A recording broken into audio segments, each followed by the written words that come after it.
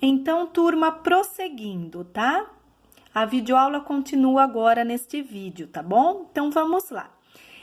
O ponto de interrogação, então, como eu estava falando, ele é para perguntas. Grifem, marca o final de uma frase interrogativa.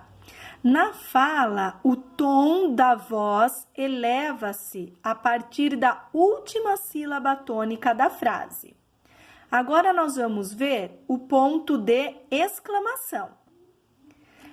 Marca a emoção na frase, exprimindo sentimentos como admiração, alegria, espanto, desejo, raiva, tristeza.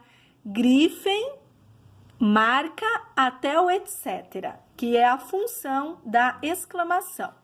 No trecho a seguir, extraído do texto Minha História de Palhaço, Cláudio Tebas, manifesta sua surpresa pela morte do palhaço. Ele era um dos 3 palhaços do Valé Fiormos, o mestre dos outros 2. Ao escrever seus textos, pense 2 vezes antes de terminar uma frase com vários pontos de exclamação. Eles só devem ser usados quando é preciso manifestar uma emoção muito intensa. Não vão querer enfeitar colocando ou muitas interrogações ou muitas exclamações, porque daí você vai intensificar ali a emoção, tá? Ou a pergunta. Na fala, o tom de voz intensifica-se em toda a frase, ou especialmente sobre a sílaba tônica de uma frase. Que jardim lindo! Perceberam que nós conseguimos na fala entonar essa expressão? Muito bem. Nesse exemplo, a repetição da vogal I contribui para reforçar a intensidade pretendida. No texto, evitem isso, tá, turma? Tanto a frase declarativa como a imperativa podem revelar emoção.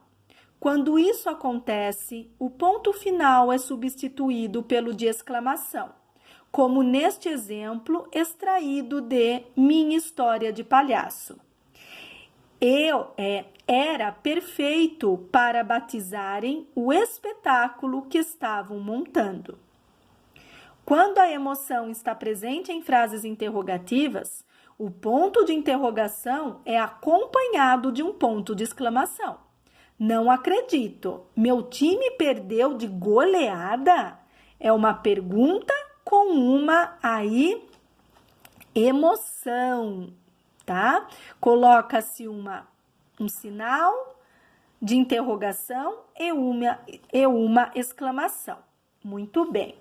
O último sinal que nós veremos hoje são os 3 pontinhos. Só que esses 3 pontinhos têm um nome específico, reticências.